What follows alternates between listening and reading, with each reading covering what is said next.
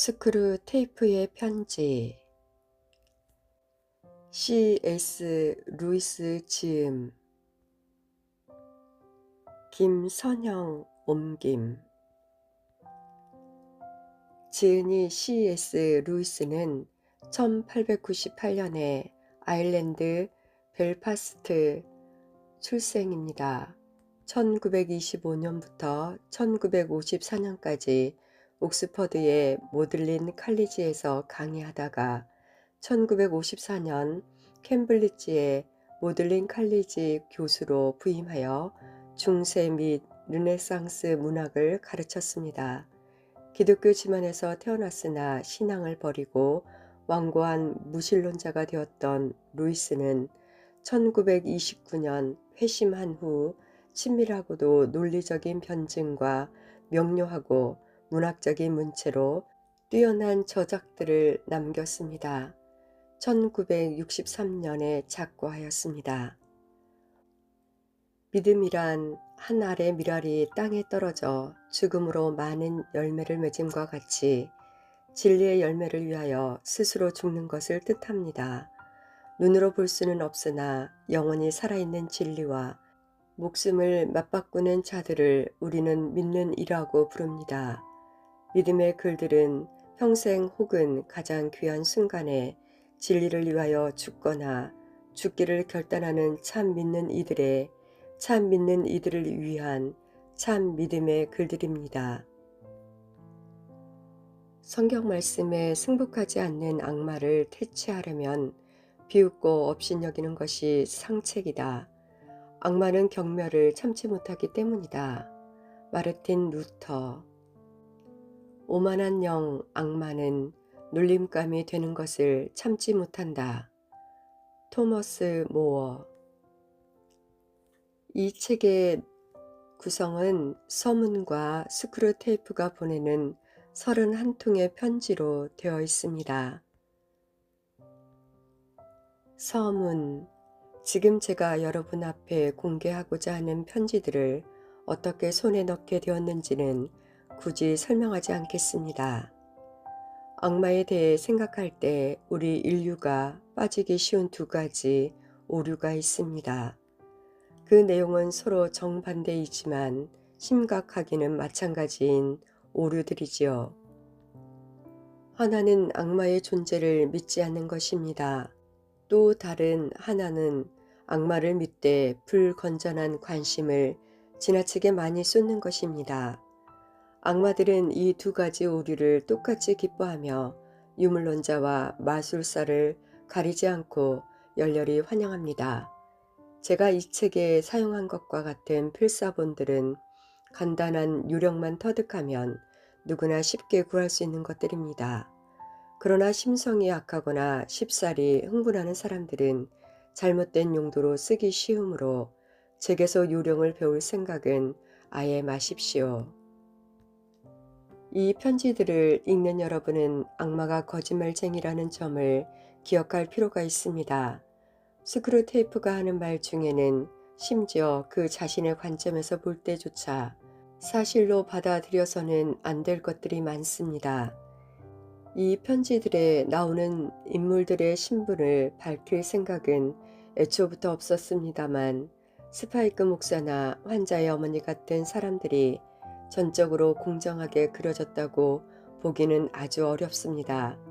지구상에서 그런 것처럼 지옥에도 희망사항이라는 게 있는 법이니까요. 끝으로 이 편지들을 시간 순서에 따라 정리하려는 노력을 전혀 하지 않았다는 사실을 덧붙여야겠습니다. 17번째 편지는 배급 사정이 심각해지기 전에 쓴 것이 틀림없습니다만 전체적으로 보면 악마들이 날짜를 매기는 방식이라는 것이 지상의 시간과 전혀 무관하게 돌아가기 때문에 굳이 거기에 따르려고 애쓰지 않았습니다.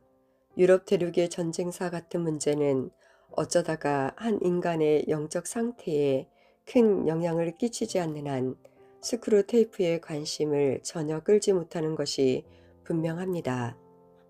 1941년 7월 5일 모들린 대학에서 C.S. 루이스. 스크류테이프가 보내는 31통의 편지를 읽기 전에 이 책은 스크류테이프가 조카에게 쓴 편지입니다. 스크류테이프는 악마 삼촌이면서 일에 능숙하여 악마의 일을 배우고 있는 조카인 후배 악마에게 인간을 타락시키는 방법을 조언하고 있습니다. 인간을 유혹하는 악마의 시각에서 인간의 삶과 유혹, 신앙의 의미를 풍자적으로 다루고 있는 고전적 풍자 소설입니다.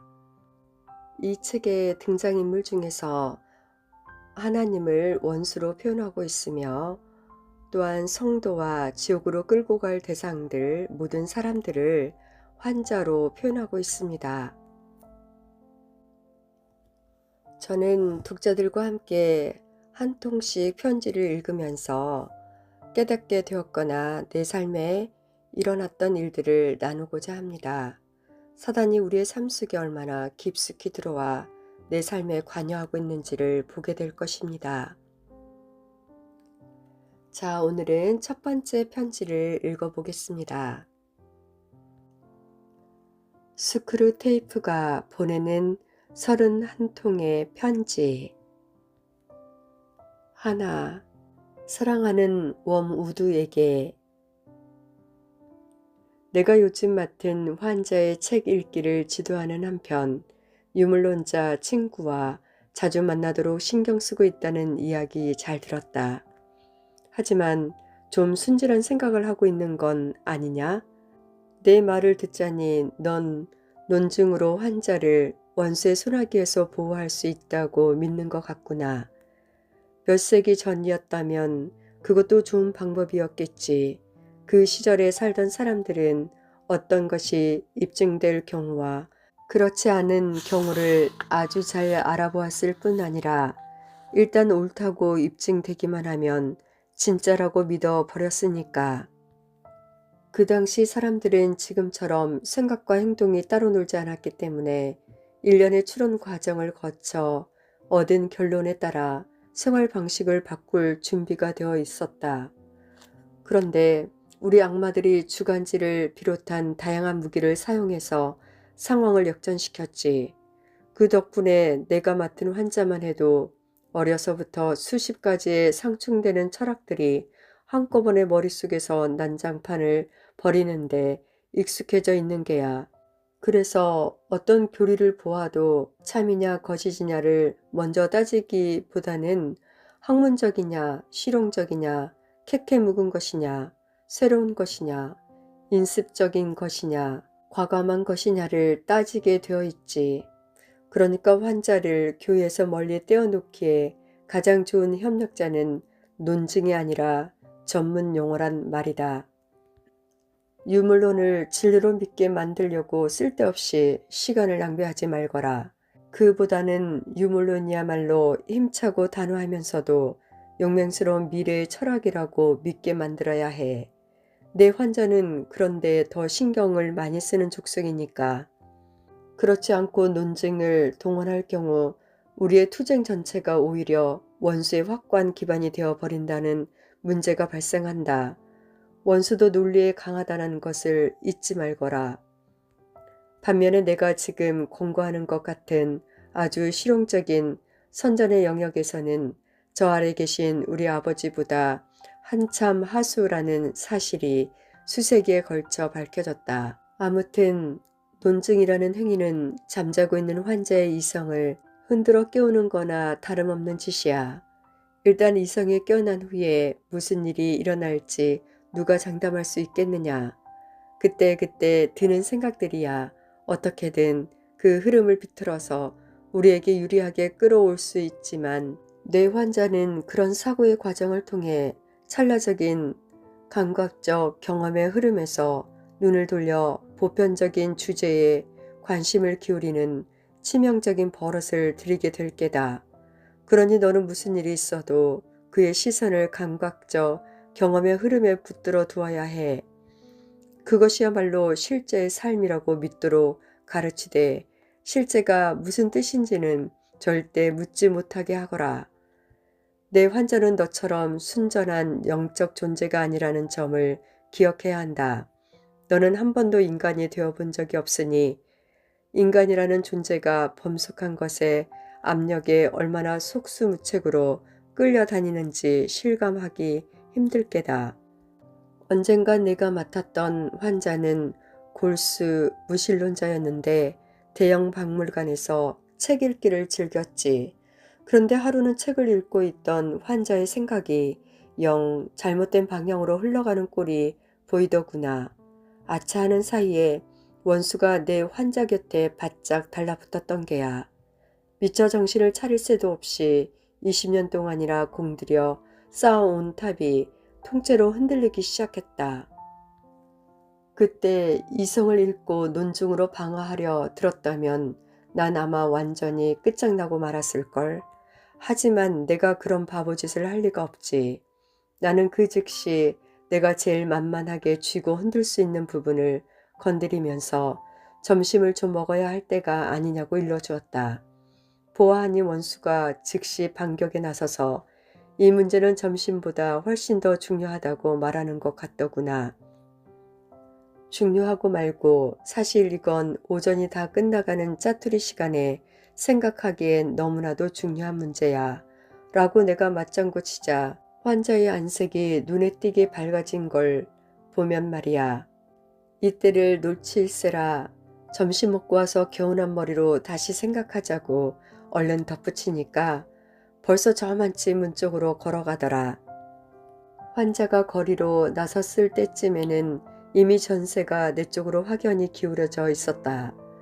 나는 석간신문이 나왔다고 외치는 신문팔이 소년과 거리를 지나가는 73번 버스를 보여주었지. 그리고 그가 계단을 다 내려서기도 전에 머릿속에 굳건한 확신 하나를 단단히 심어주었다. 혼자 방구석에 처박혀서 책을 읽고 있을 때는 온갖 괴상망측한 생각이 다 들 수 있지만 정신이 번쩍 드는 이 건강한 실제의 삶 앞에 그따위 관념들이 무슨 의미가 있느냐는 확신 말이야. 환자 자신도 그때가 위험한 고비였다고 느꼈던 모양인지 말로 형용할 수 없는 현실의 체감이야말로 혐오스러운 일개 논리로부터 우리를 보호해주는 궁극적 안정장치라는 말을 훗날 입버릇처럼 되깔리곤 했다. 물론 그 환자는 지금 우리 아버지 집에 안전히 거하고 있지. 이제는 내 말을 좀 알아듣겠느냐? 수세기 동안 우리가 쉬지 않고 공작해온 덕분에 이제 사람들은 눈앞에 펼쳐지는 친숙한 일상에 눈이 팔려 생소하기만 한 미지의 존재는 믿지 못하게 되어버렸다. 그러니 계속해서 사물의 일상성을 환자한테 주입해야 해. 꼭 한 가지만 명심해 두거라. 기독교에 대해 방어를 하겠답시고 과학을 활용하려 들면 절대 안 된다는 사실 말이다. 과학은 결국 내 환자를 부추겨 손으로 만질 수 없고 눈으로 볼 수 없는 것들을 사색하게 만들고 말 게다. 현대 물리학자들 가운데 그런 애석한 사례가 많이 있었지. 만일 환자가 계속 과학을 가지고 장난치려 들거든 경제학과 사회학을 드립하게 하거라. 하지만 무슨 일이 있어도 우리의 소중한 실제의 삶에서 멀어지는 것만큼은 용납하면 안 돼. 뭐니 해도 제일 좋은 방법은 과학서적 따위는 아예 읽지 못하게 하면서 그런 건 이미 다 알고 있다는 그럴듯하고 막연한 느낌만 심어주는 거지. 어쩌다 주워들은 이야기나 이런저런 쪼가리 독서에서 얻은 것들이야말로 이른바 현대과학의 부단한 탐구가 성취한 결실이라고 믿게 만들거라. 너의 임무는 환자의 곁을 지키며 그가 제대로 생각하지 못하도록 방해하는 것이라는 점을 명심해야 한다. 요즘 내 또래 젊은 악마놈들 하는 말만 들으면 우리 일이 선생질인 줄 알겠더라. 너를 아끼는 삼촌. 스크루테이프.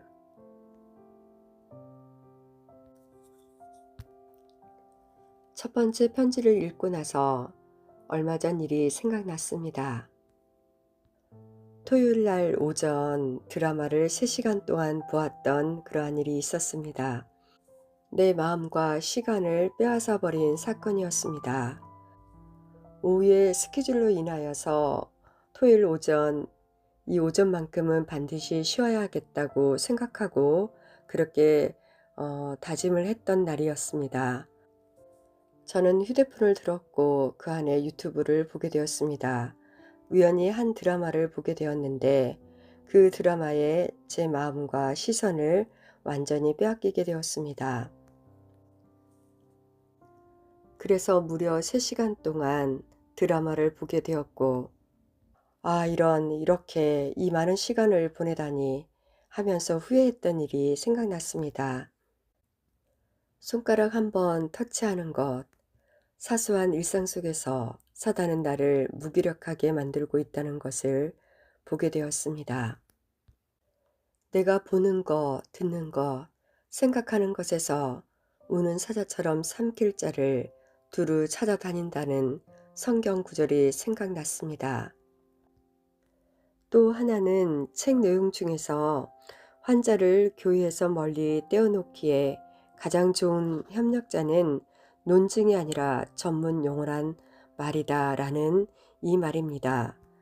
이 전문 용어로 현실에서 우리의 이성을 얼마나 많이 마비시키는지를 앞으로 보게 될 것입니다. 사단의 임무는 환자의 곁을 지키며 그가 제대로 생각하지 못하도록 방해하는 것이다라는 것을 눈여겨보게 되었습니다. 순간순간 찰나의 시간까지도 우리의 곁에서 우리의 삶에 관여하고 있다는 것입니다.